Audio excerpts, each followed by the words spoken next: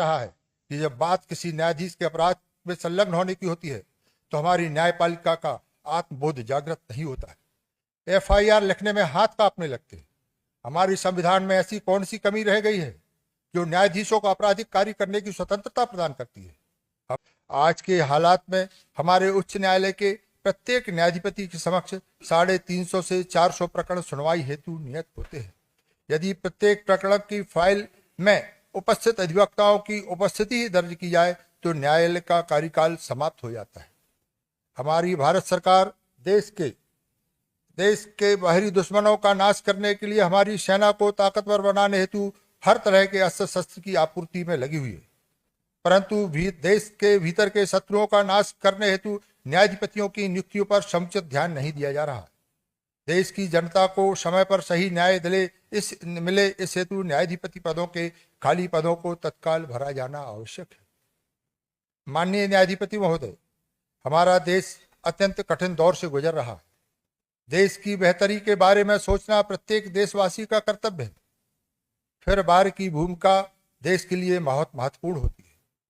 मेरी दृष्टि में बार के एक कंधे पर देश की आम जनता के द्वारा चुनी हुई संसद की सुरक्षा का दायित्व होता है, तो दूसरे कंधे पर न्यायालय की पवित्रता को बनाए रखने का दायित्व भी होता है। और हमारे सिर माथे पर संसद के द्वारा पारित हमारे संविधान की सुरक्षा का दायित्व भी होता है। हम सभी जानते हैं हमारा संविधान कोई आसमान से उतरी हुई किताब नहीं है जिसके अनुच्छेदों में परिवर्तन किया जाना संभव नहीं हो। हमारे देश के संविधान की स्वीकृति ही हमारे देश की संसद ने की है और देश की आवश्यकता के अनुकूल समय समय पर संसद ने संविधान में जनता की सुरक्षा की खातिर संशोधन भी किए हैं। देश की सुरक्षा की खातिर परिस्थिति के अनुकूल कानूनों में परिवर्तन आवश्यक भी होता है।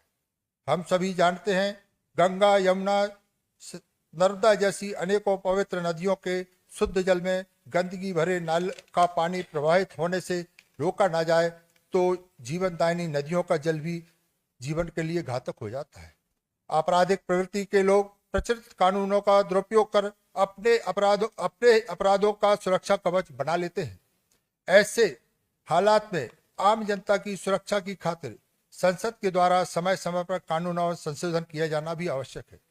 लेकिन देश देख रहा है, जब भी हमारे देश की जनता के द्वारा चुनी हुई सरकार देश की सुरक्षा की खातिर कोई कानून पास करती है तो आतंकियों, अपराधियों को संरक्षण देने वाले लोगों का संगठन देश की जनता के हित में पारित किए गए कानूनों को बौना साबित करने के लिए सुप्रीम कोर्ट में एड़ी चोटी का जोर लगा देता है। हमारा देश ऐसे लोगों को पहचान चुका है। हमारे उच्चतम न्यायालय को भी ऐसे लोगों को पहचानने के लिए अपनी आंखों से पट्टी उठाने की आवश्यकता है।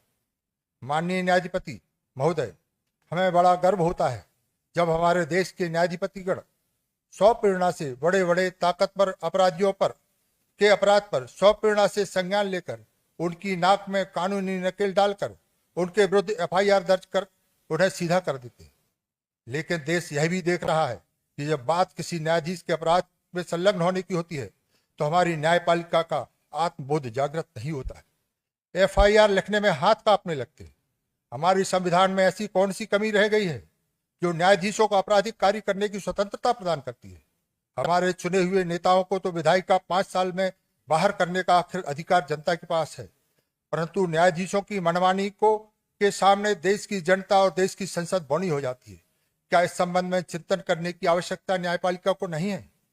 माननीय न्यायाधिपति महोदय, हमने सत्यवादी राजा हरिश्चंद्र को पढ़ा है, जिन्होंने रात्रि के स्वप्न में अपने राज्य को दान करने का स्वप्न देखा।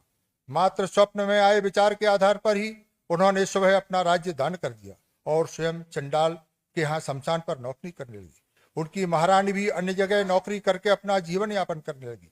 हमने भगवान बुद्ध के बारे में भी पढ़ा है कि एक शिकारी के द्वारा शिकार किए गए कबूतर की जान बचाने के लिए उन्होंने कबूतर के मांस के बराबर वजन अपनी जंघा से काटकर शिकारी को दे दिया। ऐसा हमारा महान देश है।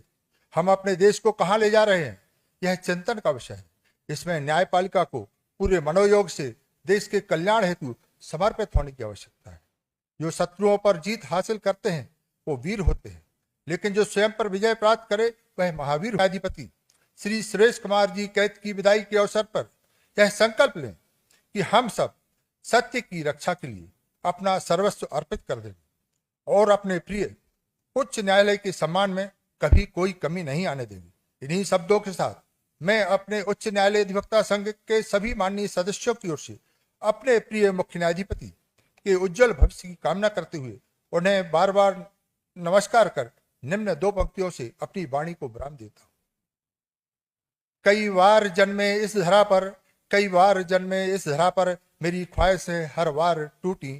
फहराएंगे तिरंगा सारे जहां में, अब न रह पाए माँ भारती रूठी, अब न रह पाए माँ भारती रूठी।